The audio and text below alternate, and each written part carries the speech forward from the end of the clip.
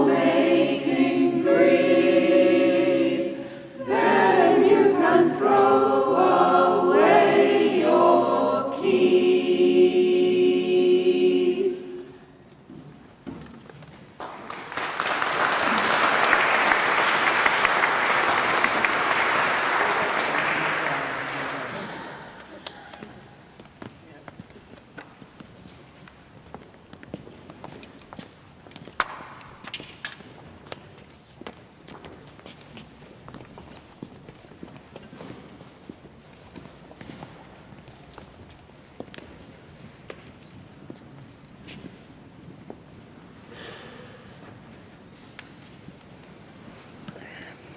Free the Truth was created about close to 4 years ago as a space for ordinary people to understand what was going on in relation to whistleblowing, human rights, and press freedom in Britain and around the world. We started with a wonderful event that Craig joined us at here in 2019, not long after Julian Assange was dragged out of the embassy and jailed in Belmarsh prison. My co-host, Professor Ian Munro, and I saw this as taking our academic work into a more real-world space to allow us to debate different points of view with candor, with respect, and with integrity. I'm so grateful to see you all here today. Thank you so much. I know we have people in the audience from Norway, Germany, from various other parts of the world who have traveled over specifically to be with us here. We are also joined today, thanks to the wonderful camera people you see here and those restreaming online, by people in the US, and in other parts of the world, far across the seas, who care about what we care about, which is justice, peace, and equality. And to have justice, peace, and equality, we need truth. Truth is the fundamental for that. And it is that truth that we are seeking to defend today in defending the right of Julian Assange to serve as a journalist and a publisher and tell the truth about US war crimes. War crimes like the murders, the rape, the torture, the destruction of civilization that we've seen, as well as the war on terror, the impact of the war on terror that saw what you see around the room today, documented by those who suffered at Guantanamo. So around the room you will see art from Guantanamo and the various prints. These were drawn by the people who were kept prisoner without trial or charge. Mansour Adayfi, whose work is on stage, went in as a teenager. He was there for 14 years. And his painting is the story of life and death, separated by a thin line called hope.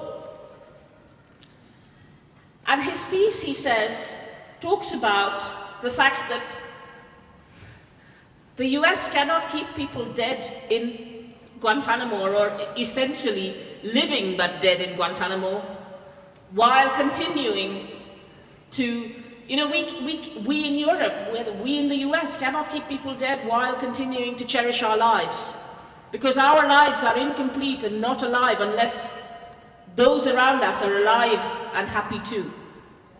And it is in this spirit that I welcome you and some of our very esteemed guests in the audience, including the wonderful Selma James, who is here from the long-standing campaign for justice for women and for racial justice and indeed for societal justice. So I'm very grateful to her and to Lisa, who was here at our first event speaking.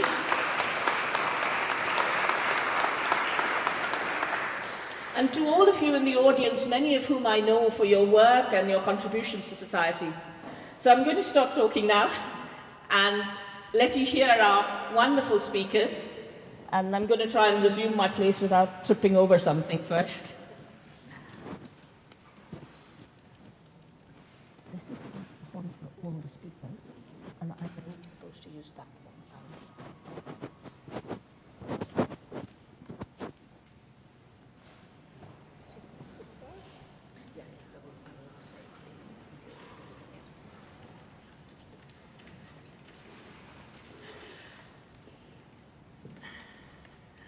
So just to remind you what's available in the room in addition to the art, there are little mementos at the back, little souvenirs of Mansour Adayfi's painting. And there is a lovely message from Mansour that I will play in a little while, telling you a little bit about the art. There are also signed copies of Stefania Maurici's new book at the door with Jeannie and her colleagues. Jeannie's holding it up. If you would like a copy, please pick one up. Copies are also available of Professor Niels Meltzer's, the former UN rapporteur's book on the case of Julian Assange, again available at the door.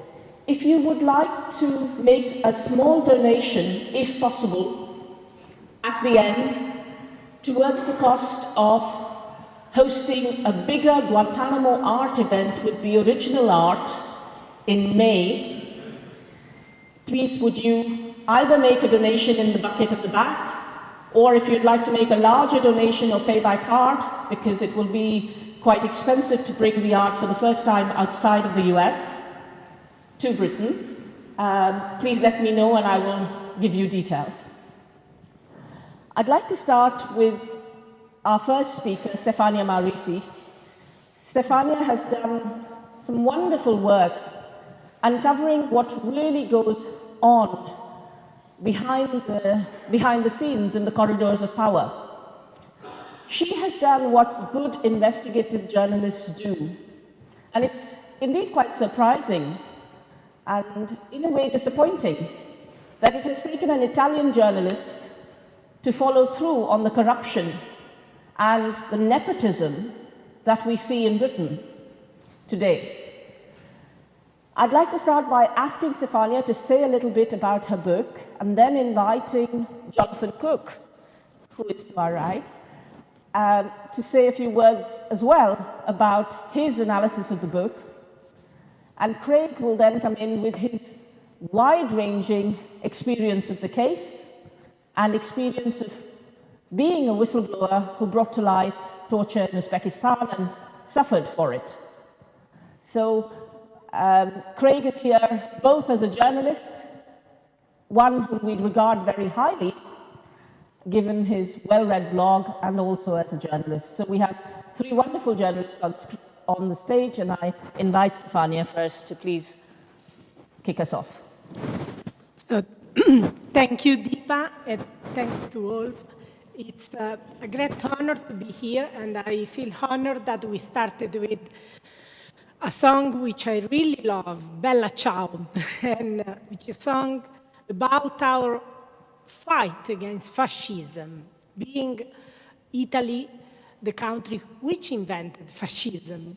And I think this case it really goes to the heart of what a totalitarian state is. And the first victim of totalitarianism, the very first features, the very first thing that should make people horrified about the direction, the direction taken by, is that okay? The direction taken by society is the destruction of freedom of the press. That's how Mussolini started. One of the very first things he did was to establish who was a journalist, who was a legitimate journalist, and who was not. Because that's how you control who publish, what get published. So when I saw the US government saying in its indictment and its press conference for when the charges against Julian Assange were basically unsealed, Julian Assange is not a journalist, is not a legitimate journalist. It reminded me the dark days when the fascist regime was in charge of deciding who is a journalist and who is not a journalist. And it reminded me those dark days. Obviously, we are not in a fascist society. Hold this closer to you now. Okay. Obviously, we are not in a fascist society, otherwise we wouldn't be here discussing the Julian Assange WikiLeaks case. But what is happening in this case should scare everyone. And I'm the first to be really scared about what I have seen, what I have witnessed in this case. I have been there from the very beginning, very beginning, 2009, when very few knew about WikiLeaks.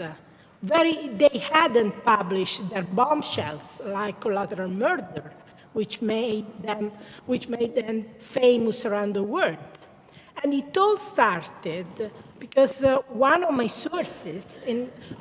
journalistic sources had stopped talking to me. She was convinced she was under illegal interception. And of course, there is no way to know whether you are under illegal interception. It could be paranoia, it could be a real paranoia, or it could be real. There's no way to know whether you are under illegal interception. So that source, that journalistic source, at that time I was already working for the Italian leading news magazine L'Espresso, a progressive news magazine heavily focused on corruption, mafia, exposing fascist threats. And I was working for L'Espresso, and that source that never ever revealed me anything. I still, after 15 years, I don't know what she knew, basically changed my journalism forever. Usually our journalistic sources change our journalism because of what they tell us, what they reveal to us. But in that case, my source changed my journalism forever for what she didn't tell me. She didn't want to talk to me. She didn't want to meet me. She was convinced we were under control. We were followed. We were spied. So she didn't want to meet me. And it was at that point, precisely at that point, it was 2008, 1 year before I was contacted by WikiLeaks. It was at that point that I realized that I needed better source protection, because what we have, what we all use, telephones, emails, are very easily to penetrate, especially if you have money, if you have good technologies. So in these days, very easy to penetrate these technologies. They are no longer suitable for the 21st century. And even if they are used in all newsrooms around the world, most of the journalists use telephones, most use emails. So I realized I needed better source protection. And for me, it was natural to look at cryptography, because I'm a mathematician. Before journalism, I got a degree in maths. So I knew there was this thing called cryptography, but I knew very little. I just had, theoretical knowledge. I didn't have any practical skill in using cryptography. You use cryptography. As I said all the time, you use cryptography even if you don't realize it, that you are using it. You use WhatsApp. You use, systems for making home banking. You don't go to your bank physically. You don't go to your hospital to download your medical records. You do it from the internet, or someone do it for you from the internet. And they can do that because cryptography allows you to do this kind of operation without all others seeing your medical records, all others accessing all bank records. That's cryptography. And you know, at that time, there was nothing. There was no WhatsApp. There was no Signal. There was nothing. There was just, cryptography was really unfriendly. Very few knew that cryptography existed at all. Just the military, computer scientists, mathematicians, spies, diplomats, which use cryptography to protect their communication. And there was only one media organization in the world using cryptography. And that media organization was not the New York Times, was not the Washington Post, it was not the Guardian. That media organization was WikiLeaks. And when one of my sources in the field of cryptography told me, you should have a look on that bunch of lunatics. It was joking, but he appreciated the work of WikiLeaks. I didn't know WikiLeaks. I didn't know Julian Assange. And that source put WikiLeaks on my radar screen. I established the first contacts with WikiLeaks. I was deeply impressed by what they were doing. They were able to obtain documents which no one was able to obtain. Why? And the explanation was cryptography. In the darkness of state secrecy, there were many who disagree with the extremely brutal techniques and tactics used during the war on terror, torture, brutal torture, extrajudicial killing. In the darkness of secrecy, there were many, both on the left and on the right, because even if you are a right-wing person, doesn't mean you are a torturer or you stand by torture, of course, willing to send these documents anonymously, protected by cryptography. And this is why they received this documentation. And one of the very first documents which deeply impressed me was the Guantanamo Manual. Guantanamo Manual about the military task force operating Guantanamo, which no other organization, civil rights, human rights organization had been able to obtain. Not even the American Civil Liberties Union, the ACLU, which had tried over and over, and they had good lawyers and they had good litigation capability, and yet they had been unable to obtain it. But WikiLeaks obtained it, WikiLeaks published it, and not only that. What also deeply impressed me was the fact that they had obtained it, and when the Pentagon had told them, please remove it, because you are not authorized to publish it, they said no. I mean, I was so impressed, because I have been a journalist for the last 21 years, 16 in the field of journalism, investigative journalism, and believe me, I have known very, very, very few people willing to say no to the Pentagon. So that courage deeply impressed me, deeply impressed me. And since then, the first time I worked as a media partner with them was 2009, when they called me in the middle of the night because they had an important file and they want some help to verify it and to understand the local context. And I understood they were working as a media organization, because this is what media organizations do.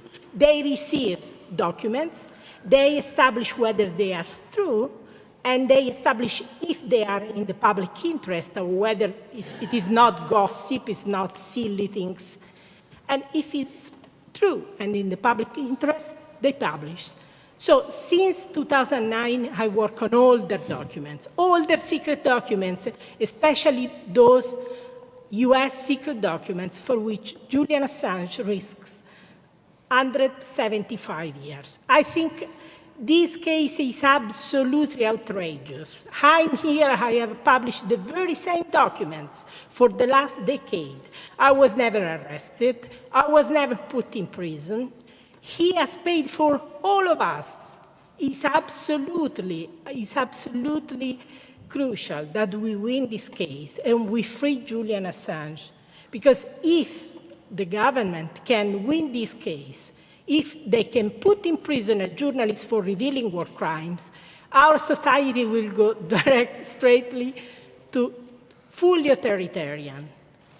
So this case goes beyond Julian Assange. Of course, his life hangs in balance. So the first thing is to save his life.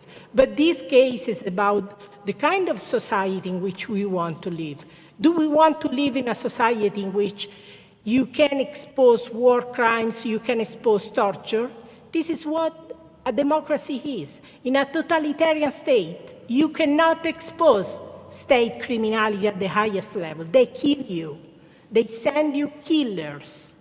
They send you in a prison, a dungeon for life. In a democracy, must be possible. So this is why I take every opportunity, and I want to thank Deepa and you all for being here, to tell you that we have few months to save him.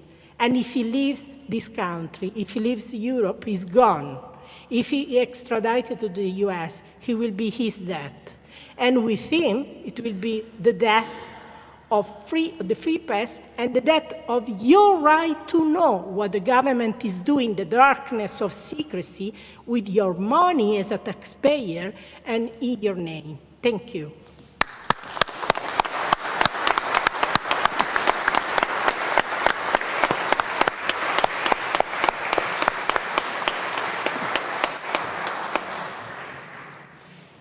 Our next speaker is someone who someone once described to me as an heir to Chomsky because of his ability to look at the big picture and extract from smaller pieces of information what we really need to know and what we really need to discuss as a society. Jonathan is an author, a very courageous journalist, and someone who doesn't shy from the truth, but does so in a very measured and meticulous way, which is why he has the reputation he has. Jonathan, can I invite you to speak? But before you do, may I ask you to double check that everybody can hear you, because I'm not sure how Sure. Can you hear me all of you? Yeah? Okay, great. Well, thank you very much, Deepa. That's very kind. And thank you so much to Stefania for writing a book an important work on giving us the chronology of what happened to WikiLeaks and Julian Assange. I thoroughly recommend it. But what I want to do in my contribution is to focus on the title of tonight and look at how WikiLeaks challenged the model of democratic media, how it presented a challenge to how we think democratic media operates.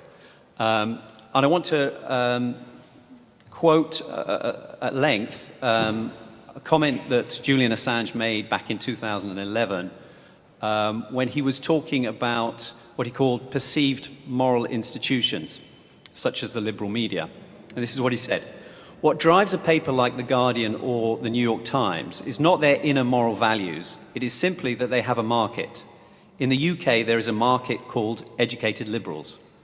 Educated liberals want to buy a newspaper like The Guardian, and therefore an institution arises to fulfill that market. What is in the newspaper is not a reflection of the values of the people in that institution, it is a reflection of the market demand."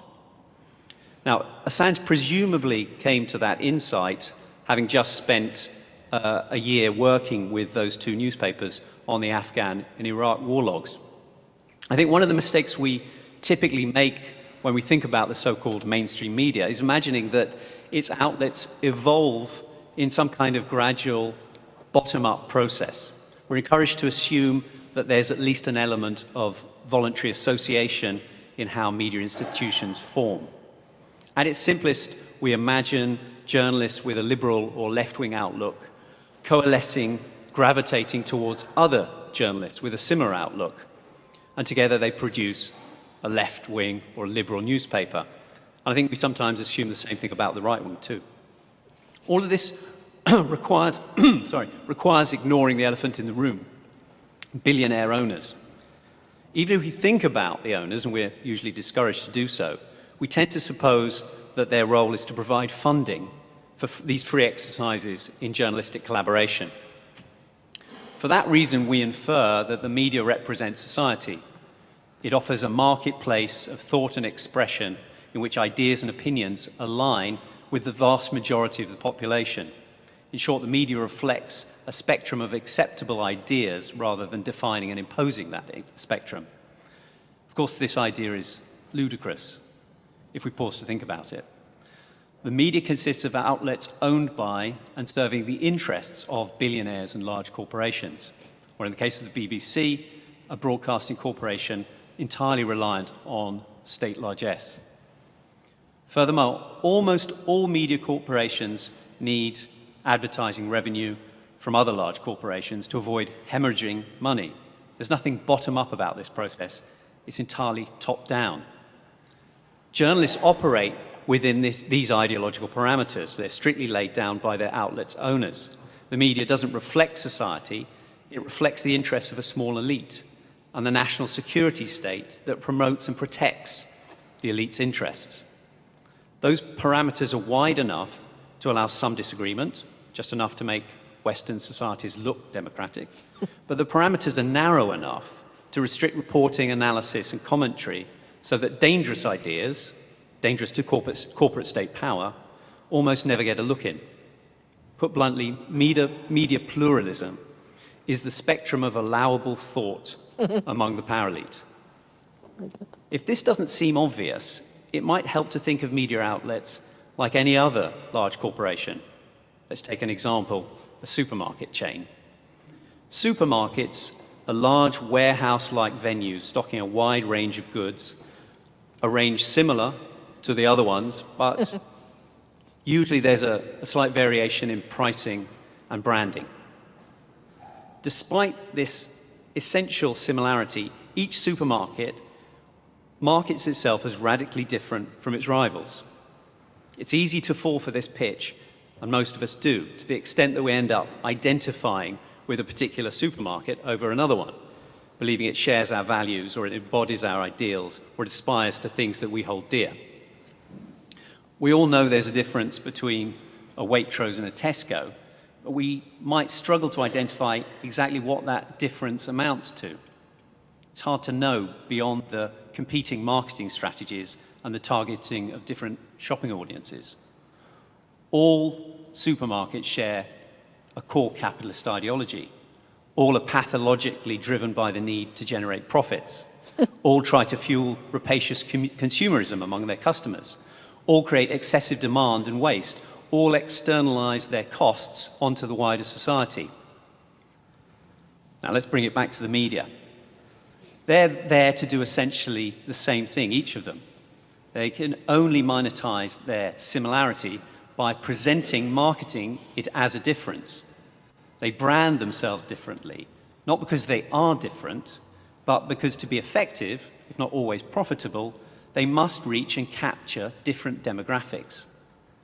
Supermarkets do it through different emphases, maybe promoting Coca-Cola over wine, or accentuating their green credentials and their promotion of animal welfare over value for money. It's no different with the media. Outlets brand themselves as liberal or conservative, on the side of the middle classes or on the side of the unskilled worker, as challenging the powerful or being respectful of the powerful. The key task of a supermarket is to create loyalty from a section of the shopping public to stop those customers straying to other supermarkets.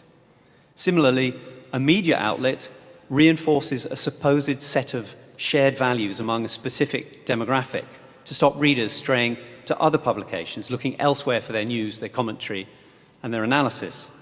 The goal of the media is not unearthing the truth. It's not about monitoring the centers of power. It's about capturing readers. Insofar as a media outlet does monitor power, or it does speak difficult truths, it does so because that's its brand. That's what its audience has come to expect of it. So how does that relate to this topic today? Well, not least it helps clarify something that baffles me at least, and probably some of you as well. Why haven't journalists risen up to support Julian Assange in their droves? Especially once Sweden dropped the longest preliminary investigation in its history, and it became clear that Assange's persecution was, as he always warned, paving the way to his extradition to the US for exposing its war crimes. The truth is that were The Guardian and the New York Times to have clamored for his freedom, had they investigated the glaring holes in the Swedish case, as Nils Melzer has done, the UN Special Rapporteur on Torture, were they screaming about the dangers of allowing the US to redefine journalism's core task, not as treason, or if they had, he's screaming about how the Espionage Act was being used to redefine journalism as treason, had they used their substantial muscle and resources to pursue a freedom of information request as Stefania has done on her own dime, were they pointing out the endless legal abuses taking place in Assange's treatment in the UK? Had they reported rather than ignored the facts that came to light in the extradition hearings in London? In short, had they kept Julian Assange's persecution in the spotlight, he'd be free by now. Yeah, yeah. The efforts by the various...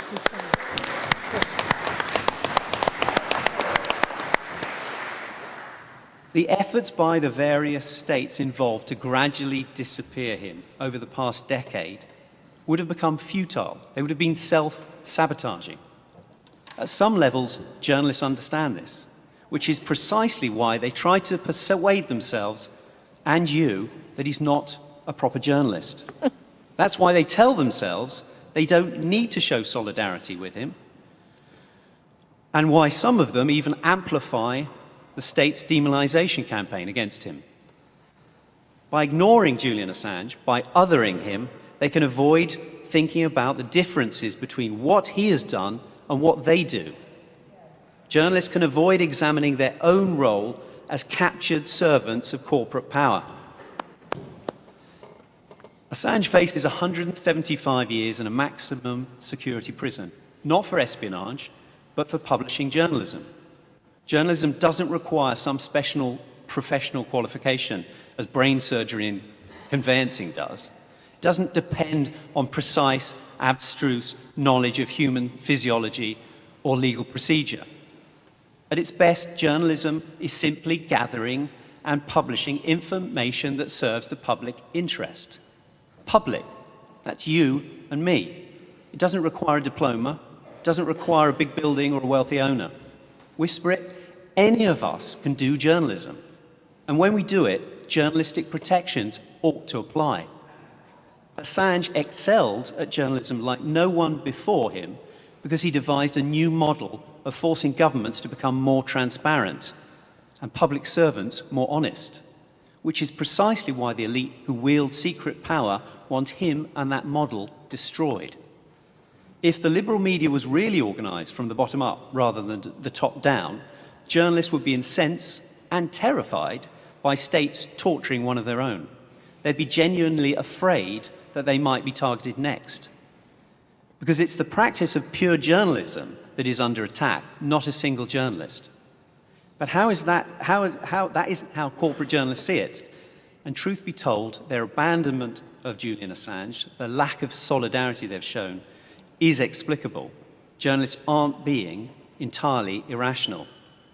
The corporate media, especially its liberal outlets and their journalist servants, understand that Assange's media revolution, embodied by the WikiLeaks venture, is far more of a threat to them than the national security state. Put crudely, the liberal media views WikiLeaks as a threat, much as the high street does Amazon, though of course that analogy unfairly strips out WikiLeaks' far more noble purpose and methods than Amazon's. WikiLeaks offers a new kind of platform for democratic journalism in which secret power, along with its inherent corruptions and crimes, becomes much harder to wield. And as a result, corporate journalists have had to face some difficult home truths that they'd avoided until WikiLeaks' appearance. First, the media revolution threatens to undermine the role and privileges of the corporate journalist. Readers no longer have to depend on these well-paid arbiters of truth. For the first time, readers have direct access to original sources, to the unmediated documents. Readers no longer have to be passive consumers of news. They can inform themselves. Not only can they cut out the middleman, the corporate media, but they can assess whether that middleman has been playing it straight with them. That's very bad news for an individual corporate journalist. At best, it strips them of any aura of authority and prestige. And at worst, it ensures that a profession already held in low esteem is considered even less trustworthy. And it's also very bad news for the media owners, those billionaires. They no longer control the news agenda. They no longer serve as institutional gatekeepers. They no longer define the limits of acceptable ideas and opinion. Second, the WikiLeaks revolution sheds an unflattering light on the traditional model of journalism. It shows it to be inherently dependent on, and therefore complicit in, secret power. The lifeblood of the WikiLeaks model is the whistleblower, who risks everything to get public interest information that the powerful want concealed because it reveals corruption, abuse, and law-breaking. Think Chelsea Manning and Edward Snowden. The lifeblood of corporate journalism, by contrast, is access. Corporate journalists make an implicit transaction. The insider delivers snippets of information to the journalist that may or may not be true, and that invariably serve the interests of unseen forces in the corridors of power. For both sides, the relationship of access depends on not antagonizing power by exposing its deep secrets. The insider is only useful to the journalist so long as he or she has access to power, which means that the insider is rarely going to offer up information that truly threatens power. If they did, they'd soon be out of a job, and they'd no longer be near power or useful to the journalist. But to be considered useful, the insider needs to offer the reporter information that appears to be revelatory, that holds out the promise for the journalist of career, success, and prizes. Both sides are playing a role in a game of charades that serves the joint interests of the corporate media and the political elite. At best, access offers insights for journalists into the power plays between the rival elite groups with conflicting agendas, between the more liberal elements of the establishment and the more hawkish elements. The public interest is invariably served only in the most marginal sense. We get a partial idea of the divisions within an administration or a bureaucracy, but very rarely the full extent of what's going on. For a brief period, the liberal components of the corporate media swapped out their historic access to join WikiLeaks in its transparency revolution. But they quickly understood that the dangers of the path they were embarking on, as the quote we began with from Assange makes clear. It would be a huge mistake to assume that the corporate media feels threatened by WikiLeaks simply because the organization's made a much better fist of holding power to account than the corporate media. This isn't about envy, it's about fear. Journalists ultimately serve the interests of media owners and advertisers. These corporations are the concealed power running our society. The pillars upholding this system of elite power, those disguising and protecting it, are the media and the security services, the mind and the muscle. The media corporations are there to protect corporate power using psychological and emotional manipulation, just as the security services are there to protecting using invasive surveillance and physical coercion. WikiLeaks disrupts this cozy relationship from both ends. It threatens to end the role of the corporate media in mediating official information, instead offering the public direct access to official secrets. And in so doing, it dares to expose the tradecraft of the security services as they go about their law-breaking and abuses, and thereby imposes unwelcome scrutiny and restraint on them. In threatening to bring democratic accountability to the media and the security services, and exposing their long-standing collusion, WikiLeaks opens a window on how sham our democracies truly are. The shared desire of the security services and the corporate media is to disappear Assange in the hope that his revolutionary model of journalism is abandoned and forgotten for good. It won't be. The technology is not going away, and we must keep reminding the world that what Assange accomplished and the terrible price that he's paying for his achievement. Thank you very much.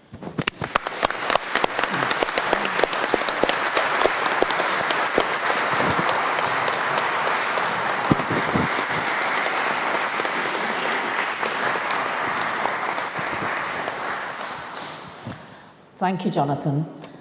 Our next speaker is someone who has worn many hats, whether it is as rector at the University of Dundee, or as whistleblower, or as the star in a BBC4 play, or indeed as a journalist revealing the inside workings of power in various situations, as an independence campaigner for Scotland, and as somebody who has always spoken up for the public, in the public interest. Our next speaker is author, blogger, journalist, Craig Murray. Okay.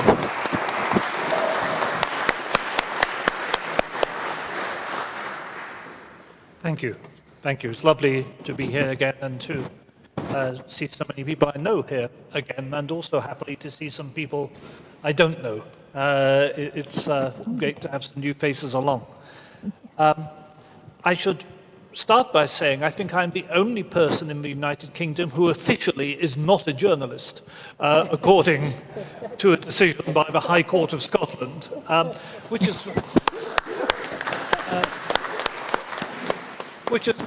extraordinary as well, because I'm also the only person in the United Kingdom who is officially, according to the High Court of England, not an anti-Semite after another court case I was involved in. So how I get myself into these legal cases, which are always the law having a go at me and me defending myself rather than me initiating anything, I'm really not quite sure why I'm seen as such a threat to the state when all I do is publish on a blog, which they feel has to be delegitimized, harassed by continual attack and deprioritized by suppression of social media. It's extraordinary that somebody like me, who has really done nothing except write true accounts, for example, of what happens at Julian Assange's trial, right? The detail of what happens in the courtroom itself. All I've ever tried to do is publish aspects of the truth, not in the spectacular mass fashion that WikiLeaks managed it, but plodding away in the same cause. Yet that nowadays is deemed such a threat to the state that they have to suppress you and even imprison you. And I think that says something deeply, deeply worrying. And I think we ought to think, here am I telling you I am officially not a journalist. And let's look at what people are doing who officially are journalists. How many people have seen the Daily Telegraph today? That is the front page of the Daily Telegraph. I'll send this into the audience so you can pass it round in a moment. Dominated by a huge photo of two men in Ghislaine Maxwell's bath. And the headline is, "The photo that clears Duke over bath sex." And the purpose of the photograph is to convince everybody that Prince Andrew could not have molested a sex-trafficked minor in that bath because the bath is too small. Now, not only does that tell us something very interesting about the sex lives of Daily Telegraph journalists, it's an astonishing exercise in poor taste. Third, you've got a convicted sex trafficker in the United States, and the photo, the article tells us, is posed by two of her friends with the object of attempting to show that a member of the royal family could not have taken part in the sex trafficking which he paid over $12 million to get out of. Who finds that at all reasonable? And who finds it reasonable that one of the adults poses in the bath, presumably as a joke, because there can be no other reason for it, with a mask with the face of the sex-trafficked young woman on it? That's just disgusting. And that is one of the United Kingdom's oldest and most respected broadsheets, and the newspaper which is the closest to our current government at Westminster. That's what the establishment think journalism is. That is disgusting. That is immoral. You don't go to prison for that. You go to prison for publishing the truth about war crimes. We live in a society where respect for true journalism is non-existent, and the real journalists are punished, and the most disgusting sycophants and smearers are those who get on in the journalistic profession.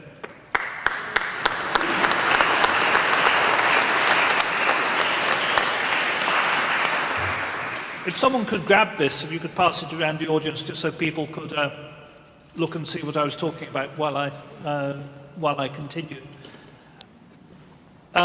It's wonderful to see the artwork from Guantanamo here today, the copies of it, and I very much hope that we do manage to raise the funds to get the original artwork over here, because artwork from Guantanamo is a real triumph of the human spirit over terrible oppression, and reminds us of the evil that we're fighting against, the evil that collected people in Afghanistan and shipped them off to Guantanamo deliberately by design to put them beyond law so they could be systematically tortured. Think of that. The whole purpose was to put people where they might be tortured. And the dreadful tortures people suffered in Guantanamo have been, I've sat beside people while they enumerate the tortures they were subjected to. And it reminds us of what WikiLeaks helped reveal and the kind of behavior the state is attempting to cover up and make sure it can do in secret in future by its persecution of Julian. It also reminds me of the war on terror period and the collusion of the media in the terrible waves of Islamophobia, in the oppression of entirely innocent Muslim people in this country and elsewhere, in the attacks on civil liberties that were carried out under that excuse. And I remember the front page stories on things like the Ricin plot and on the Easter bombing in Manchester, where 7 people were arrested, and it was the headline TV news on every channel, and it was the front page in every newspaper that the police had foiled a bomb plot at Easter in Manchester by descending on this house, and that they had removed materials, including materials that could be moved in bomb making. And several months later, when the poor people who had been imprisoned throughout that period were eventually released without charge, it turned out that the materials that could be used in bomb making was a bag of granulated sugar in the kitchen. None of which, the arrests having been all over the front pages, the release, I think, got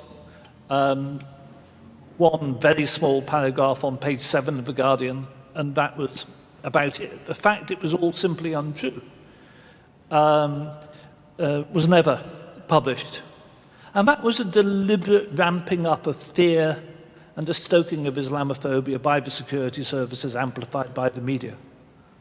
And we've seen extraordinary further lies by the media. The famous story of Manafort calling on Assange in the embassy, which was utterly untrue, simply never ever happened, and for which, with no shame at all, The Guardian refuses still to this day to recant, despite it obviously being false. Now, I add into that, and I think Jonathan brilliantly outlined the reasons we have this media and the use of the media for exerting social control. And I add into that the corruption of the legal system that we have seen in Julian's case. And corruption is the only possible word. Funnily enough, I was first alerted to it before the American extradition case, when the Swedish extradition process was still in train, by, of course, the extraordinary gap between what was happening and the lack of any actual serious evidence from the investigation, but also when there was a judgment by the House of Lords, by Lord Phillips, was the lead judge, in that extradition case, where the decision that Julian could be held for extradition turned on the question of what was a judicial authority, because an extradition request had to come from a judicial authority. And in the Swedish case, it didn't. It didn't come from a court or a judge. It merely came from a prosecutor, a politically motivated prosecutor, after other prosecutors had dropped the case. And a prosecutor is plainly not a judicial authority. This went all the way to the House of Lords. And in the House of Lords, they ruled, and this is absolutely true, I'm not making this up, but while a prosecutor is not a judicial authority in English, the extradition arrangement, European extradition arrangement, was in French and English, and both languages were equally valid. And if you looked at the French version of the treaty, it said autorité judiciaire, and while judicial authority in English does not encompass prosecutors, in French, judicial authority does encompass prosecutors. This is absolutely astonishing. I mean, I was a diplomat for more than 2 decades. I was involved in negotiating and drafting treaties. It has never, ever been the case that in signing a treaty, the United Kingdom government has preferred the French language version to the English language version before. That is a simple impossibility. And the idea that when they signed the treaty, the UK authorities were signing it in French, not in English, is plainly an utter nonsense. Plus, it's simply untrue. The phrases in English and French mean exactly the same thing. It doesn't mean something different in French. This incredible bit of judicial sophistry, this simple lie, and this extraordinary precedent setting that in future we're going to prefer the foreign language version of treaties, all of that was done as a ruse to keep Julian in custody. And all of it was complete and utter obvious bollocks to anybody who was closely followed what was going on. And that was when I first realized, and that was about 2011, 2012, that was when I first realized something is very, very wrong here. Then, of course, I started attending the hearings after the United States extradition proceedings came in, and they were even more astonishing. You know, the ruling that you can be extradited under an extradition treaty, but that Article 2.4 of that extradition treaty that forbids political extradition does not have effect because the treaty does not have effect in English law, but still you're being extradited under it, was a piece of judicial gymnastics that was almost impossible to understand. The fact that the prosecution, the United States government, had all Julian's legal papers after having them stolen from the Ecuadorian embassy, That was absolutely astonishing. It went on and on as an absolute circus. And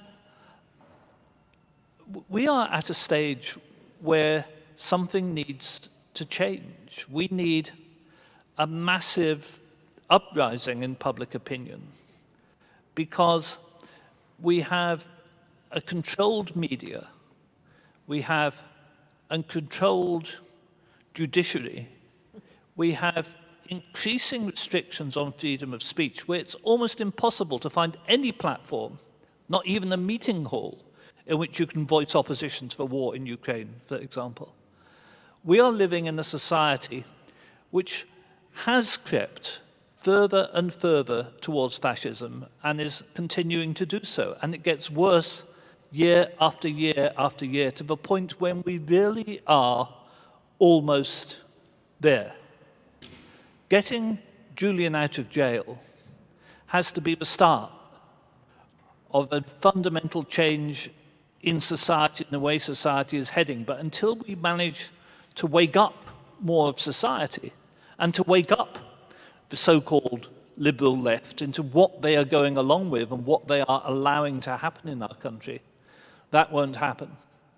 It's been a hard campaign. I'm actually more optimistic for Julian than I have been for a long, long time. There have been many signs of particularly senior politicians, his own government in Australia, and of the media finally waking up and smelling the coffee and realize what's going on. I think we are making progress. We get a far better hearing in public and far better public reception. And I'm sure you will find that too when campaigning than we did 4 or 5 years ago. I do believe that things are going our way. We have to redouble the fight to make them continue to go our way. Thank you very much.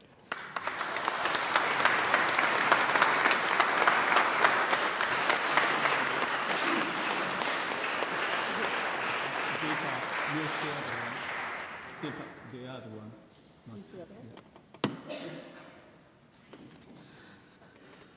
Thanks, Craig. And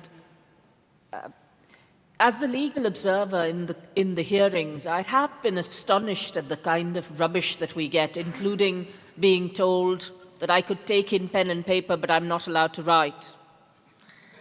I mean, it is just astonishing. So, but I'm so glad that Craig brought everything together and explained how our campaign for Julian is not just about him, it's also a campaign for justice for the men whose art you see around the room. And our next speaker, Ian Overton, who's CTC there, unfortunately due to being ill, really wanted to be here, but he's not been able to travel. He will come to our next event. But we have in his place, and in fact in his own place actually, a wonderful young man who spent 14 years at Guantanamo without trial or charge, and this is his voice. I hope you can hear him. He doesn't yet have his passport in his hand, although he's finally been granted one. An innocent man finally been granted a passport. But hopefully he will have it soon, and he will hopefully be with us for the exhibition in the summer to tell you a little bit more about his art and the art from his colleagues. I also wanted to highlight our friends from CAGE who are here today. We are grateful for their solidarity. This is 21 years since Guantanamo was opened. 35 men are still there. Many of them cleared for release. And it is astonishing that many people don't even know that Guantanamo is still open. So here is Mansour Adaifi's voice. I'm going to test the sound with our live stream audience. So first I'll check if that works, and then you can hear him. I think also you should invite Mohammed to London in case. Oh, sorry, that's not seeming to play. I will translate Mansour's message. Mansour's message is one of solidarity and a great deal of, I think, forgiveness and a sense of horror at what continues to happen at Guantanamo. He and his fellow colleagues, many of whom are struggling financially, would be grateful for your solidarity over time. There is I will share on the Eventbrite site and also with those who are interested details of the art from Guantanamo if anybody wishes to buy pieces from any of the artists.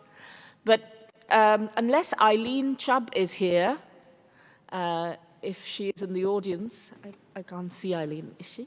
Great. Fantastic. Eileen, are you ready to, is Jeremy here as well? Or do we, is Jeremy here? Okay, so he's running late. Okay, thank you. So if you wouldn't mind taking a seat up front, as soon as Jeremy arrives, we can do that. We will now move to the question and answers, which will be moderated by my colleague, Professor Ian Munro from Newcastle, and myself.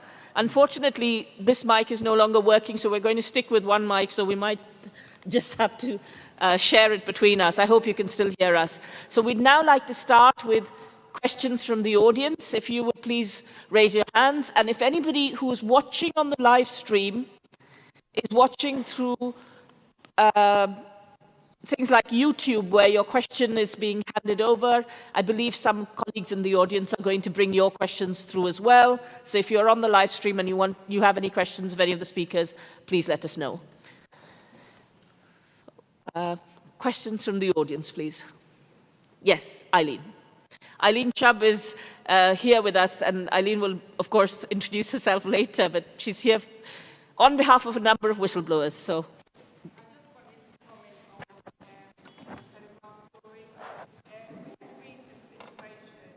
Where just a second, we'll get the microphone over to Eileen. Just a second.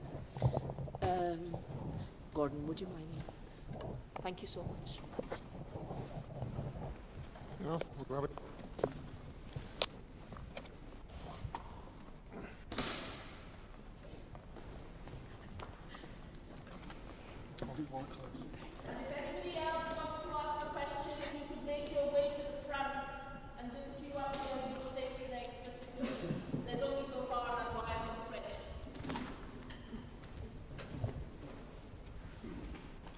Okay, can you hear me? I just wanted to comment on what Craig said about the kind of stories that are making the media. Recently here we've had a man who's responsible for tens of thousands of elderly people dying in care homes splattered over the front pages for weeks on end of newspapers in the UK. And it's an absolute shameful situation that tens of thousands of families who are grieving see somebody being celebrated as a celebrity in newspapers every day. So I totally agree, and I think that, you know, real journalism is precious, and we need to demand and buy only, you know, publications that tell us the truth.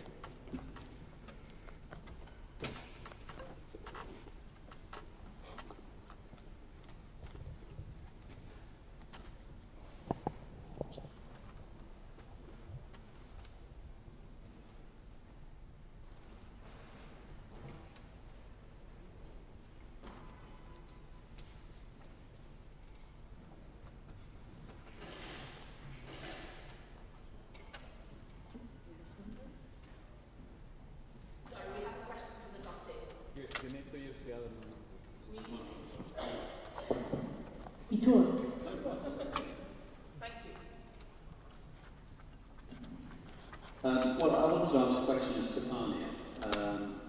I read her book, and it really is an excellent account of the WikiLeaks story, its evolution from the beginning right till the current times. But I wanted to know a little bit more about the struggle that you've had getting these freedom of information requests. I know they're ongoing, and where you feel maybe why and how you're being frustrated in your efforts to get some kind of transparency going. And maybe, I mean, raise a little controversial issue here, but I mean, some of us are wondering how involved was Keir Starmer at the time of the CPS. I mean, he was at the beginning of this. are there fingerprints? Is it possible to see how? I mean, the official story is he didn't know anything about it, but given that these were huge issues of transatlantic interest, all three. Okay, okay, I'll take all three of them. Obviously, these issues that you're trying to shed some light on are of huge significance and were at the time, and the correspondence that was going on had international repercussions. I find it that the idea that the head of the CPS knew nothing about what was going on, just simply incredible. I just wondered, in addition to the other question I asked you, whether you've seen anything to indicate that Keir Starmer was involved in making those decisions. So, thank you for this question. So, in the book I have reconstructed 13 years of investigative work in this case. So it has been putting together in a way that is narrative and anyone can read, because otherwise, if you cannot read the book, you don't read it. You read the book because it is a pleasure to read it. And the book is based not just on 13 years of investigative work, but on 8 years, it has become 8 years, of fighting in UK tribunals, US courts, Australian court, tribunal, Swedish court, to get the full documentation on Julian Assange. Why I'm so obsessed? Why a journalist dedicates so much time and it's so expensive? Initially, I paid myself. When I reached 6,000 euros, I could not afford any more. And I said I had to find a way to pay the legal fees. In the US, the legal fees have reached $100,000 in 2 years. Fortunately, the US lawyers are working completely pro bono, otherwise I would have been unable.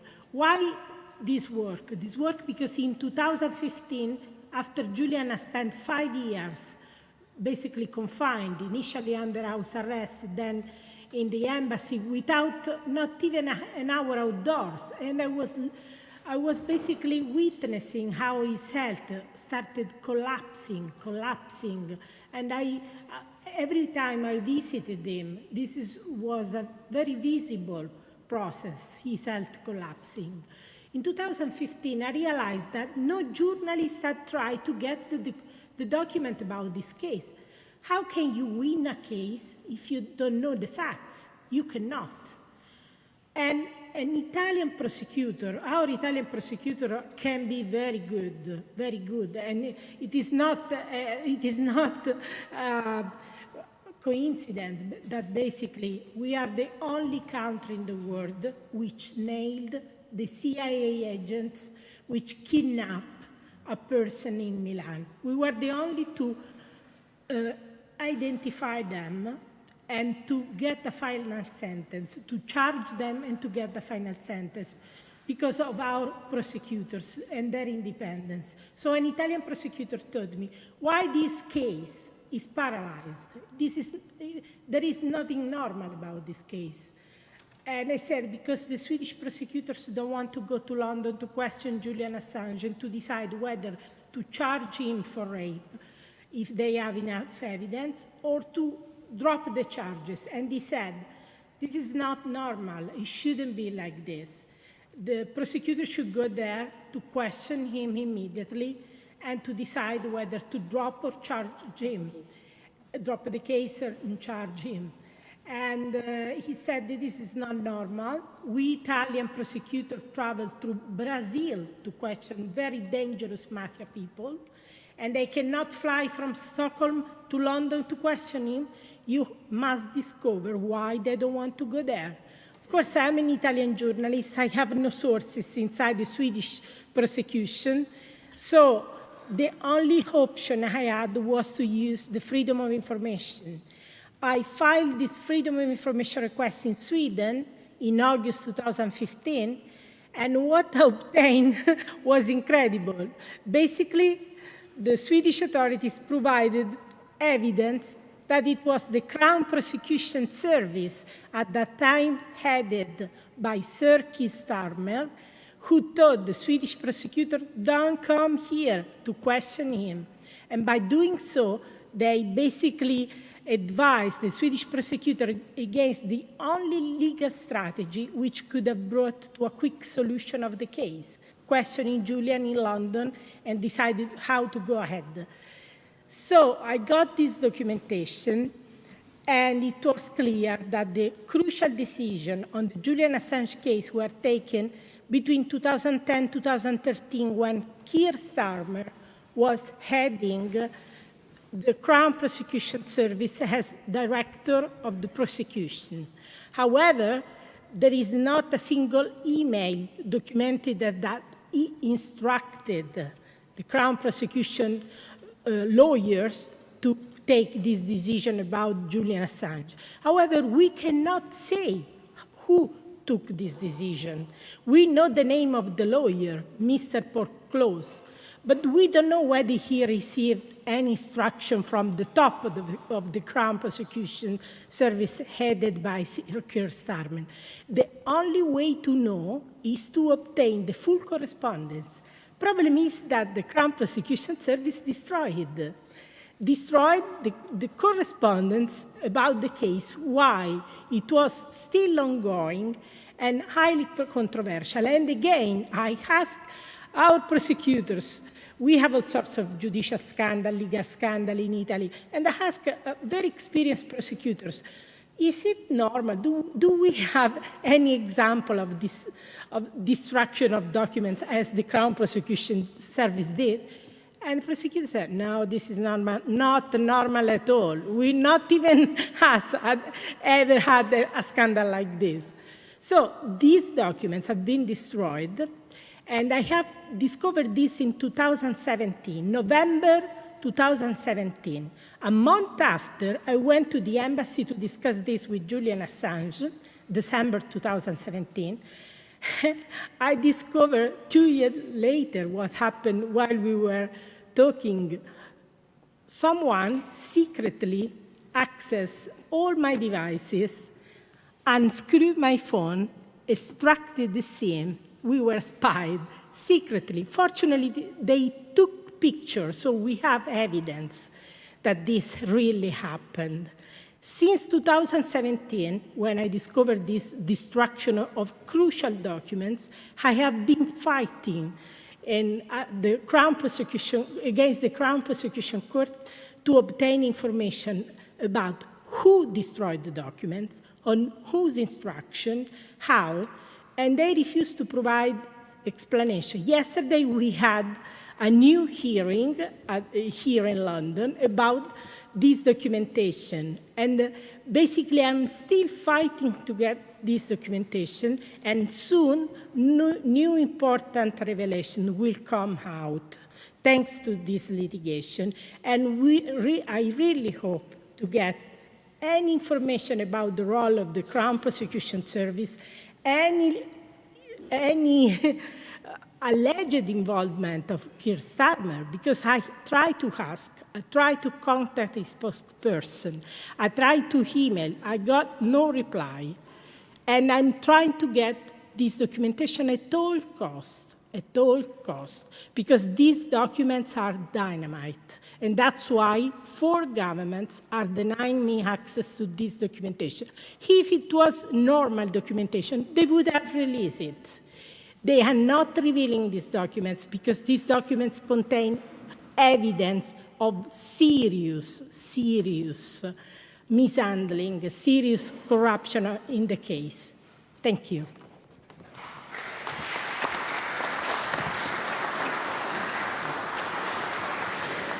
Thank you, Stefania. We will take the 3 people who are speaking here, waiting here to ask their questions. And then we have a contribution from Norway, from John Jones. John, if you will be ready. And finally, hopefully by then, Jeremy Corbyn will have arrived to provide an award for Julian, which Jeremy is going to share with us. So could I invite somebody to please pass the microphone on? This one. Okay, thank you.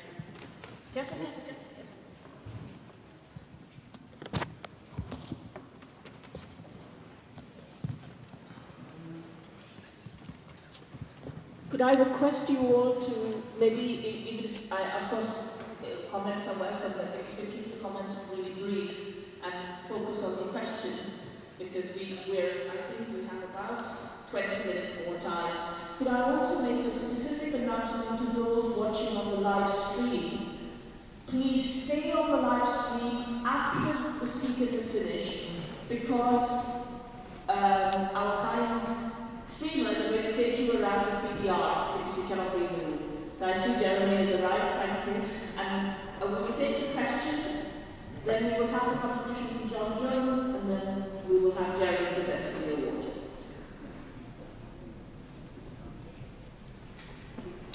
Thank you. Okay, sorry to ask a do you agree type question, but I'll keep it short.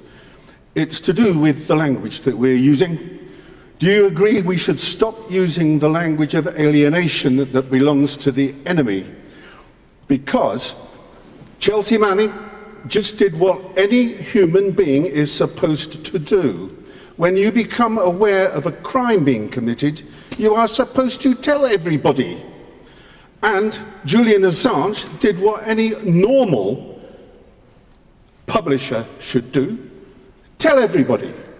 But we use the term whistleblower, which is a minority term and a slanted term. The only thing abnormal about any of this is the horrendous intimidation that stops people performing a normal, absolutely normal public duty. And second, we should also stop using the term leaks, because it suggests that a vessel needs repairing, whereas any vessel that contains and hides the stinking substance of crime should be smashed.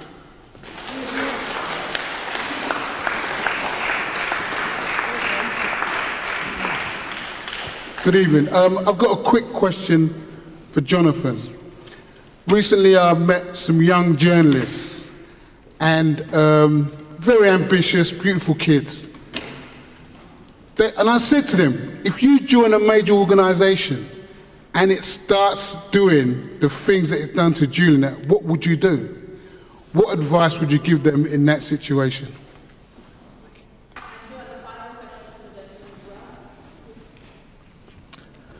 Well, I'd just like to congratulate you on this meeting. It's the most amazing meeting I've ever been to, with three of the most cogent and compelling speeches I've ever heard. And I've wondered all my life, I've always suspected there was a massive conspiracy against democracy and the people, and I always wondered whether I'd face the sort of question that people faced in the 20s and 30s in Italy especially, and in Germany, Spain, and across Europe. And I think we're now facing that sort of question. And I think you're incredibly brave, along with Julian Assange and the other people who support him, in putting your heads above the parapet.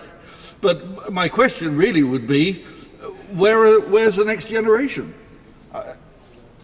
Look around. I mean, with all due respect, I don't see anybody under 50 or 40 here.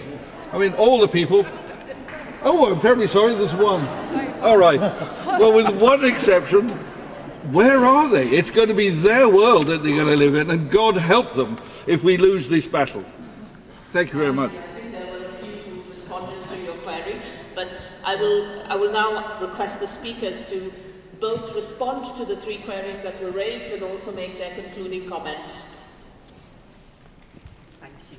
Thank you for bringing it back.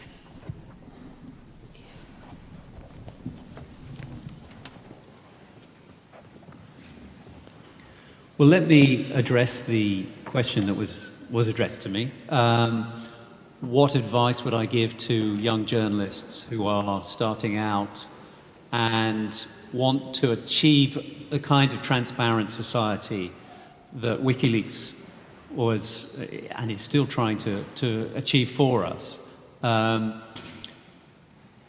The issue here isn't really what advice we can give to young journalists, it's what kind of support are we going to give? Because the journalists are operating in a society which can want to be a transparent society or not to be one.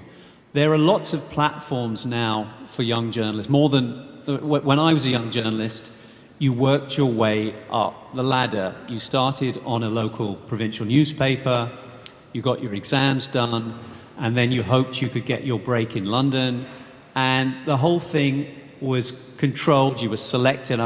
Some of you may have read Noam Chomsky and Edmund Herman's book, Manufacturing Consent. There was a filtering system, and each step of the way you had to convince somebody that you deserved to stay there or to get promoted. And if you weren't a team player, if you didn't abide by the rules, if you didn't fit in, you weren't going to survive there for very long.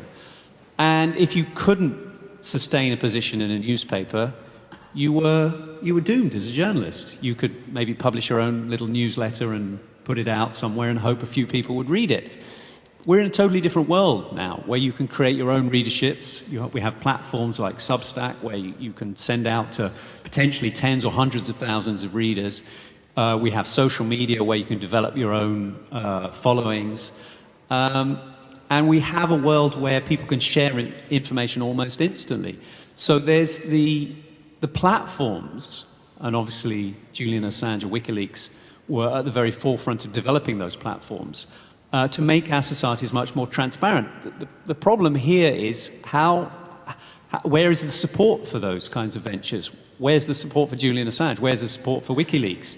If we allow our society to become to wield secret power, to keep power veiled from us, then young journalists won't have that kind of support. This is why it's so important that we stand up and make a noise about what's going on to Julian, because if we don't, other journalists will get the signal that they're in danger. Should they try and follow his path, should they try and echo what he's tried to do, it will be too dangerous. So the responsibility isn't on those journalists, really. It's on us as a society to start to prioritize greater transparency, to uphold the kind of journalism, support the kind of journalism that is prepared to take the risk. And when people get isolated, when they're attacked, in cases like Julian and Craig here, when they come up against the law, that we make a noise about it. We shout, we scream. And journalists also need to be doing that, as I said in my talk. So we can't have a transparent society. We can't expect journalists to break ranks and say things against power if there isn't a wider support for that to happen. If people are just going to keep their heads down, keep quiet, then no journalist is going to do it. So the message isn't really for the journalists, it's for us. We've got to support that kind of journalism. We've got to rally behind people when they're being victimized and persecuted and show that we care and that it's important to us. So it's a lesson for all of us to start making a noise, as much noise as we can, I think. That's the lesson.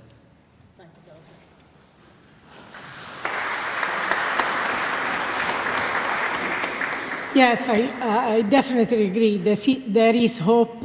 And, and I would like also to say to journalists, fight the fight, because it's worth. I mean, I had to leave my newspaper, and I had to leave the major newspaper La Repubblica, the Italian daily La Repubblica, and I had very little hope of finding another job as a journalist.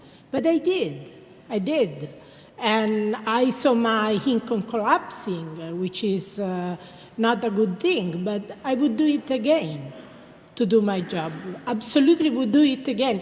And compared to what Julian has suffered, my troubles are really nothing. And in fact, in my book, I didn't even address these troubles. First of all, because I don't want to be at the center of the troubles, considering what he has experienced, but because I think, as I said, compared to what Julian Assange has experienced, I have experienced nothing. I have experienced some intimidation, yes, but not death threat, for example. And I had been advised back in 2011, after the big revelation on the cables, Afghan war logs, Iraq war logs, cables, Guantanamo documents. Well, why you risk your reputation for them?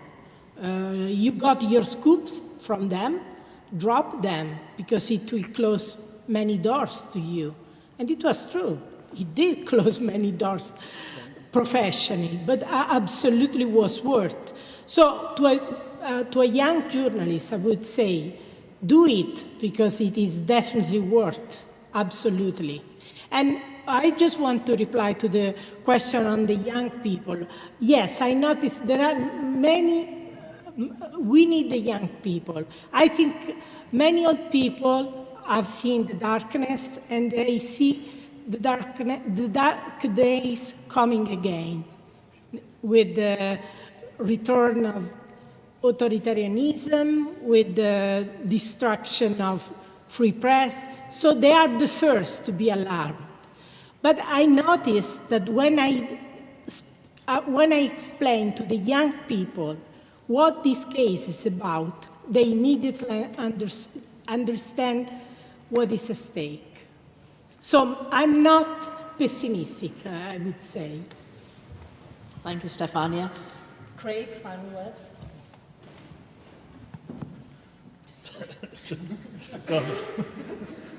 We need a bit of tape. Don't quite know what to make of that. Thank you. Yeah, in reply to the questions, the first question about not allowing the state and the corporate media to frame the language and to put us on the defensive, I think that's a very good point. It was occurring to me, Julian is of course now charged under the Espionage Act. I haven't yet heard the BBC refer to him as a spy, but maybe that's coming. You're right, we should be careful, and we should. Exactly. I mean, Chelsea Manning's a hero, and a hero who blew the whistle on crime. And we should be entirely positive on that. On the involvement of young people, I think the forms of social interaction are changing. None of us die in the same society we were born into because society changes as it goes along. And I think in the UK, it is increasingly unlikely to get younger people out to this kind of public meeting. Interestingly, I did a tour of Germany with Niels here before Christmas for a month. And there the audiences were definitely younger than you get in the UK. But when we did the Hands Around Parliament demonstration, where we went across both bridges and both sides of Parliament, I was delighted at the number of young people on that. Younger people were definitely in the majority on that. So it depends the kind of activity and what you're doing. It's not that young people aren't interested or aren't involved. It's just that attending this kind of public meeting is not the current generation's method of doing politics. And I think there's no point being nostalgic for it. We have to accept that's the way society has gone. But to conclude, I think the gentleman who said, we all face a question of what would we have done in the 1930s? Would we have stood out from the crowd? I think with freedom of speech, it is coming to that situation. Julian certainly, is jailed for nothing more than standing up against war crimes and for telling the truth. I myself lost my job for blowing the whistle on torture and extraordinary rendition, and I didn't ever think when I joined the civil service that I would face the dilemma of what will I do if my government starts torturing people. But society, unfortunately, has slipped away on an increasingly illiberal, dangerous, and increasingly totalitarian, certainly authoritarian path in the last couple of decades.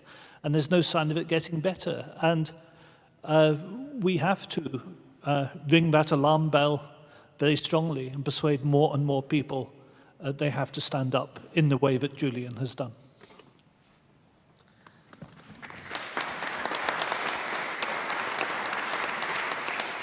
I'd like to now invite John Jones to bring a message from the both as a journalist but also in his capacity from Norway. There you go. Thank you, Deepa. I have some good news for you, and greetings from Norway. A year ago, we gathered in a church like this. A year ago, we gathered in a church like this with a jazz concert in combination with good voices like John Shipton and Christine from WikiLeaks. And after that, the smearing of Julian has stopped in Norway.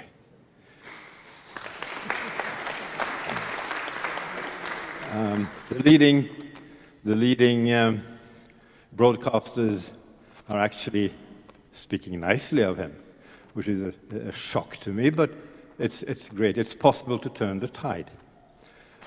I have greetings from you. Maybe I should say that that meeting, that church concert, was headed by the Set Julian Free campaign, together with PEN Norway. It was a rather good group.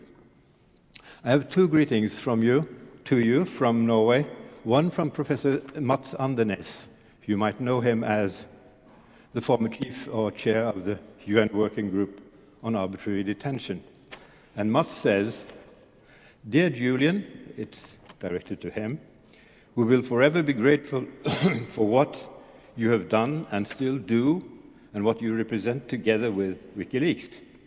Your work touches on and upholds the very essence of what our civilization and society's, yes, our very lives rest upon. Justice and a legal system we can all have confidence in. Your contribution cannot be overestimated. Thank you." That was Mats. The second comes from a leading an icon of free speech in Norway, a publisher called William Nygaard, who was almost killed after he published the Satanic Verses in Norwegian. He survived the bullets, but he says, "Dear Julian and friends gathered here this evening, justice will prevail. The British and the US authorities will have to let you out. We say justice will prevail. Thank you."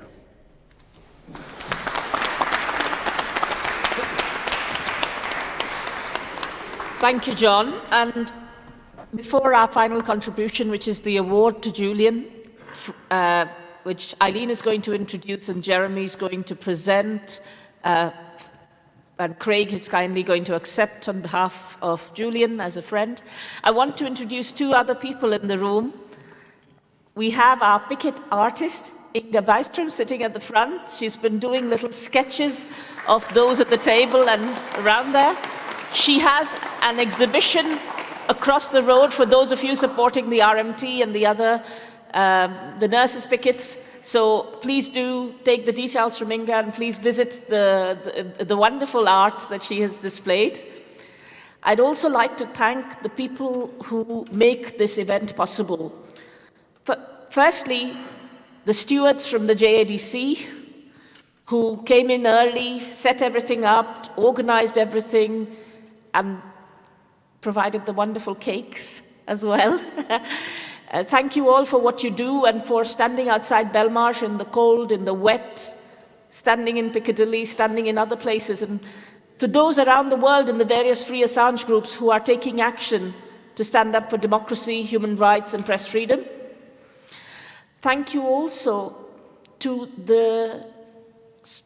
the donors who provided me with the money to book this hall and to buy the copies of the books, that some of which you see at the door.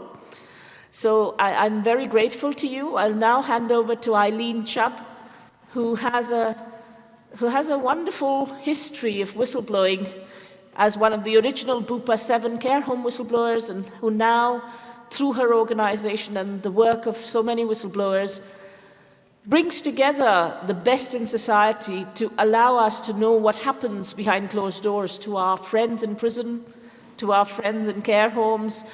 You know, when these are the whistleblowers who speak up in national security cases, these are the whistleblowers who speak up when there is a problem with with those we care about, wherever it may be. So solidarity to all the whistleblowers, and I lean over to you. And if you would take my place, please.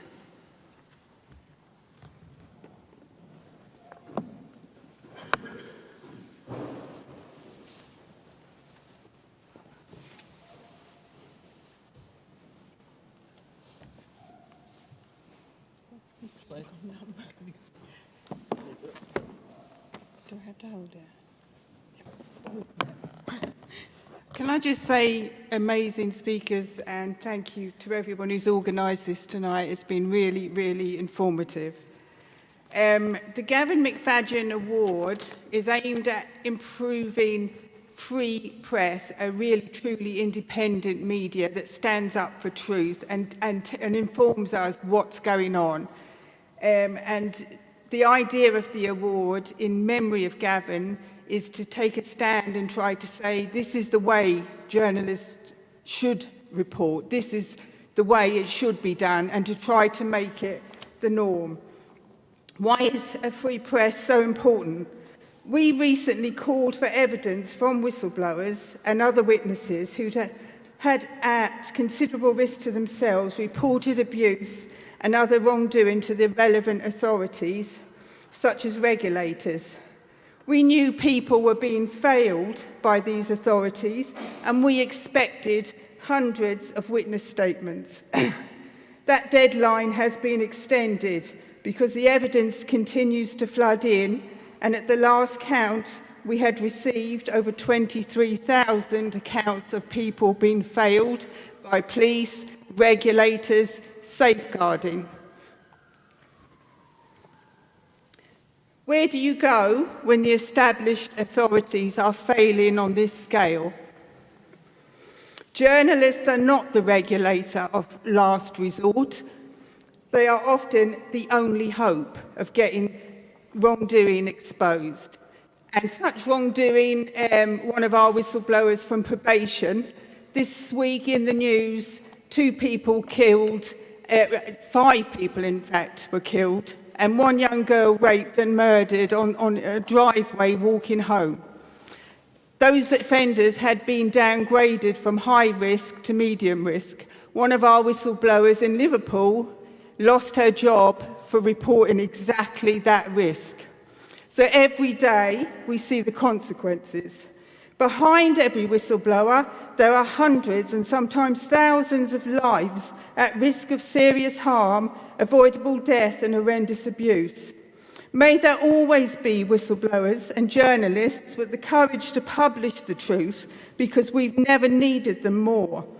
We all know that journalists have to protect their sources, but the whistleblowers who vote in the Gavin McFadyen Award believe that duty of care runs both ways.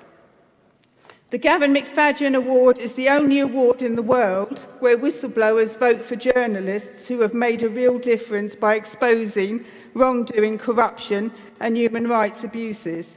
Whistleblowers are the toughest crowd, so to get their votes you have to be simply extraordinary. Before I go into the special category awards that we are here to present tonight, I'd just like to pay tribute to a young journalist whose work has won the Gavin McFadyen Award this year. Computer Weekly, a tiny little publication, and a young journalist called Carl Flinders, whose tireless work exposed the Horizon Post Office scandal, the biggest miscarriage of justice in the UK legal history. People would still be jailed today if it were not for this young journalist. So there is hope, and every year we see excellence.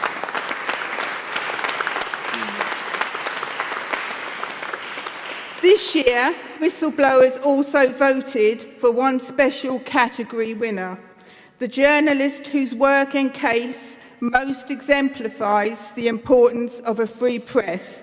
We're honoured to have Jeremy Corbyn here to present this award. Thank you. So what are we doing now?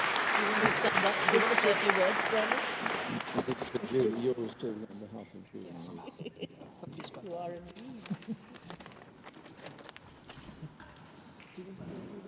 Just quickly say something.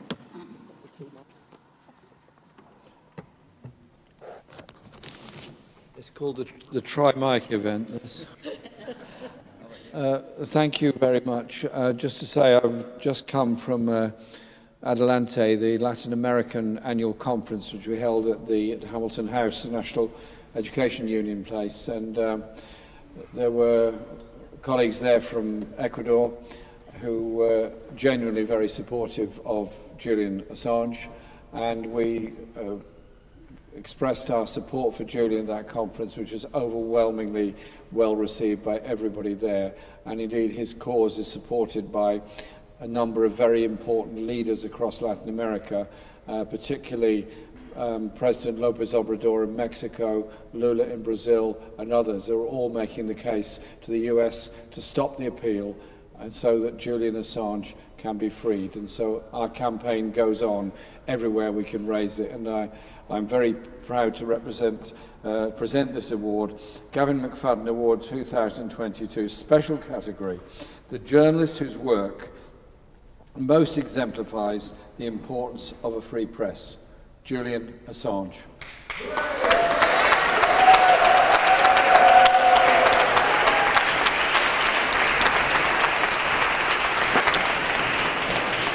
Sadly, Julian cannot be here to receive it, but we had a wonderful event in Strasbourg this week where we had a very long session of speeches and music and presentations about Julian Assange, and the high point of the evening was when Julian came on the phone to the meeting. He didn't say anything, he was just on the phone, and so he heard our applause. And so as I present this to Craig, very grateful to you, Craig, for receiving it on his behalf. Can we just have a thunderous round of applause so Julian can hear it, even behind those stony walls of Belmarsh? Craig.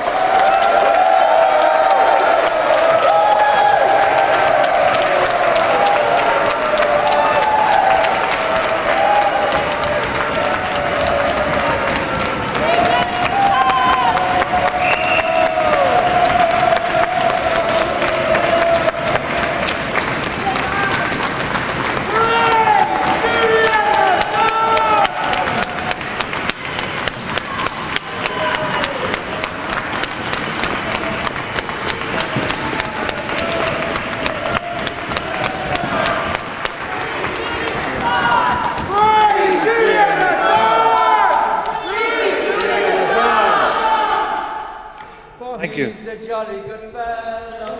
He's a jolly good fellow. He's a jolly good fellow. And so say all of us. Thank you. If I can thank Jeremy very much on behalf of Julian. There couldn't be a better winner than Julian, and there couldn't be a better person to present the award than Jeremy. And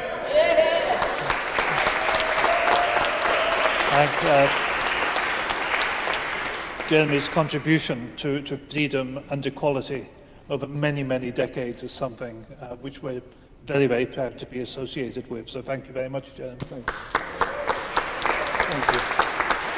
you.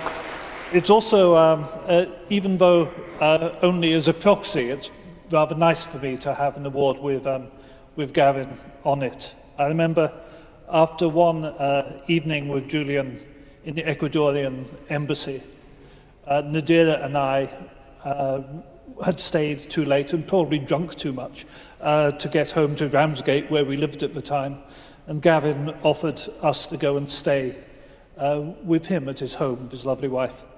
And he took us there, and he disappeared up to bed, and he said, "You can sleep on the couch in the study." We wandered into the study, where we could see no couch, but there was a huge pile of books and manuscripts. So we dug into it like an archaeological dig for some time, and eventually a couch appeared underneath it all, where we spent the night. So I have fondest memories of Gavin. I'm delighted this prize is named in memory of him. And thank you all so much for being here today. Thank you.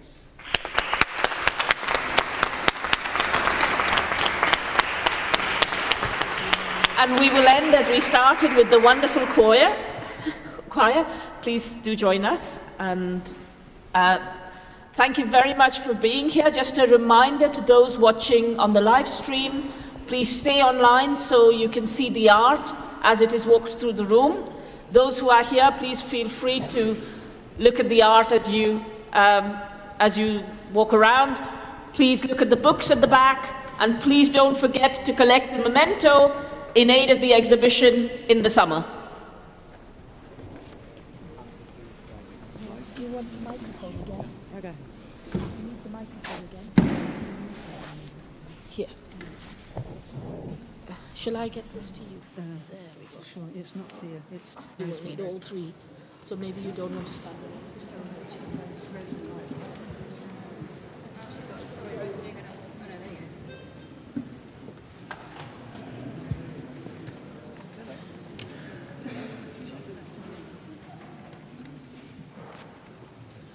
So we're really pleased to have been part of this, and thanks everybody who's spoken. It's been wonderful to be part of.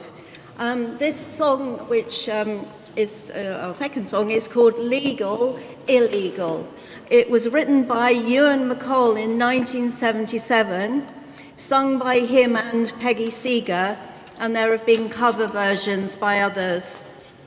The song reflects on the fact that in the justice system of many countries, small crimes by ordinary people are illegal, whereas similar but much bigger crimes by the very wealthy, by corporations or by governments are legal.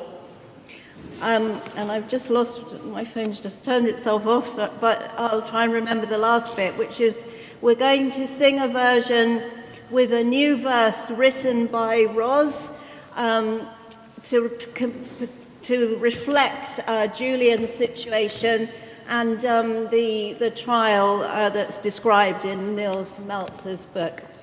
We're really proud of Roz, who's one of our members, for writing this excellent verse, which is the last verse of this 5-verse version. Thank you.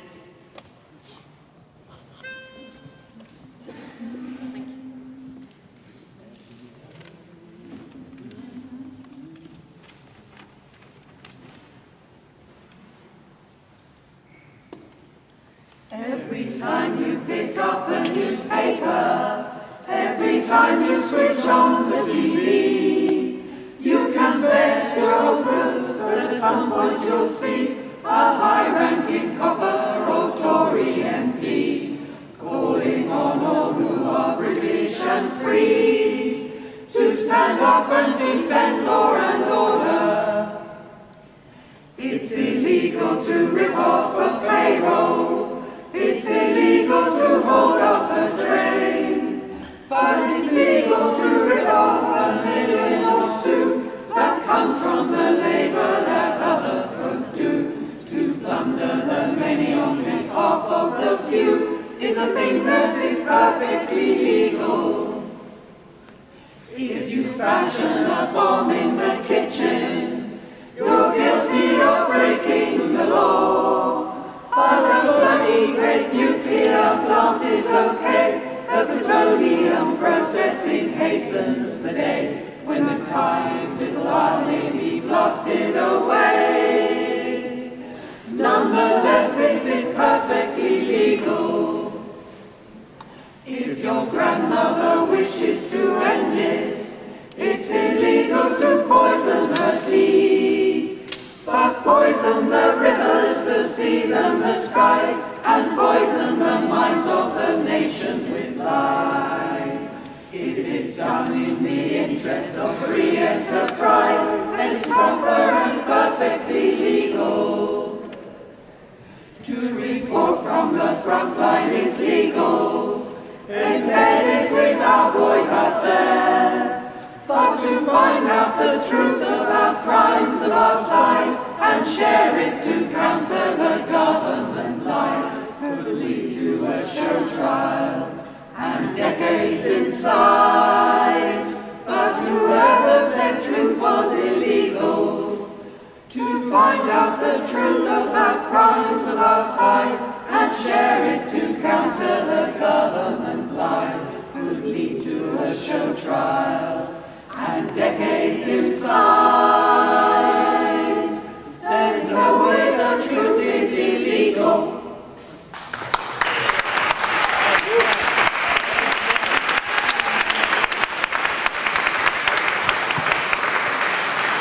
Thank you very much to Raised Voices. Thank you very much. And thank you all for being here tonight.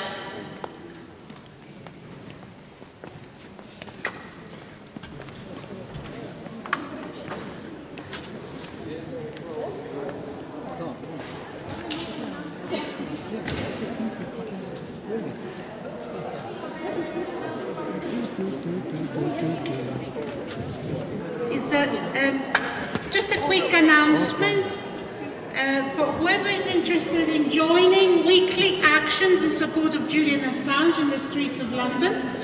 Every Saturday between 4 and 6 at Piccadilly Circus, Julian Assange supporters gather with banners, posters, and at the same time, every Saturday between 12 and 2, outside Belmarsh Prison, another group of activists is gathering there in solidarity with Julian Assange. If you are cut out for street action, join us. It'll be a pleasure for our numbers to grow. Thank you very much for coming tonight, and I hope to see you all very soon. Good night. Yeah, he's just fucking...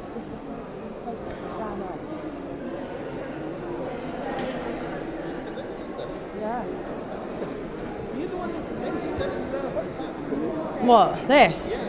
Yeah, border like that.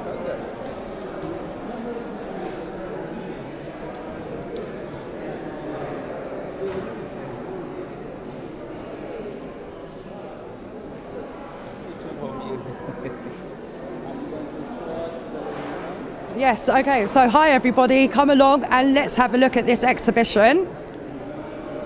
Right, so where is it starting from? From here, yeah?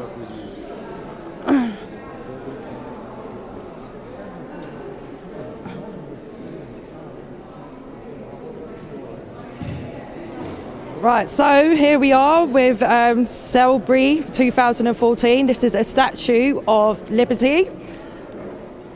Should we move over now to the next one? We've got this beautiful picture as well with a heart and some swan wings. Yeah, this is actually a really nice picture, to be honest, in terms of how it's coming out of the man's body. I'm actually feeling this one. Next one. So we're going to be going around the church now to have a good look at what the pictures are saying. So let's go around.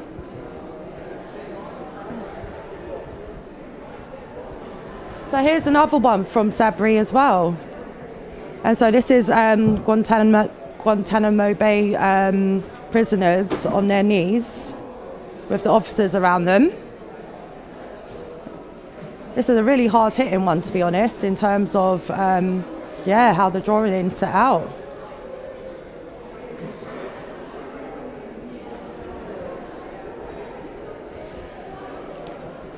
And this picture was actually done in 2012, and this is of a prisoner's feet shackled with chains.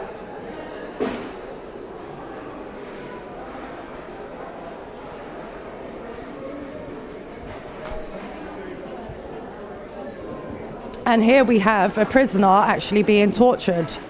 So this is a very, very hard-hitting one and shows exactly what took place during those times in the prison.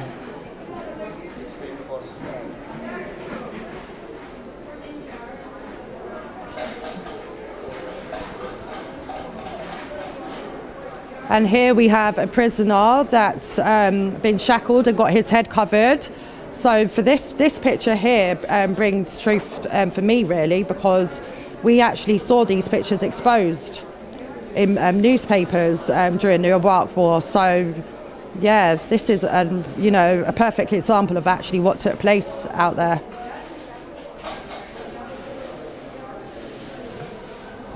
So as we move along around the rest of the church. Sorry.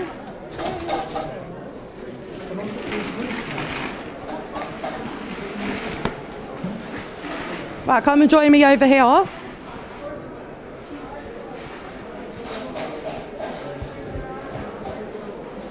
Right, this is a prisoner looking outside, trying to look outside with the small little window. And this one's hard hitting as well in terms of they're actually an elderly person holding a stick. So this just goes to show what lengths these, the prison guards went to by arresting people who are elderly as well.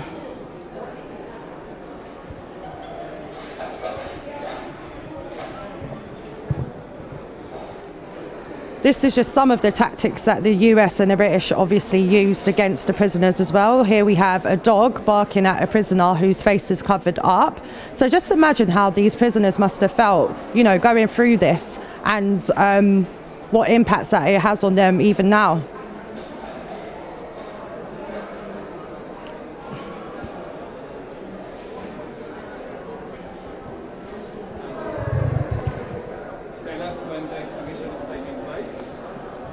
The exhibition is actually taking place in May. We haven't had a date confirmed yet, as the event needs to be fundraised for, and then we can officially find out the date that it's going to be taking place. But so far, all we know is that it's going to be in the summer and it's going to be in May. But when the details do come out, we will be sure to share the links around and obviously promote the event. So make sure you have a look out for it, and see you all in May.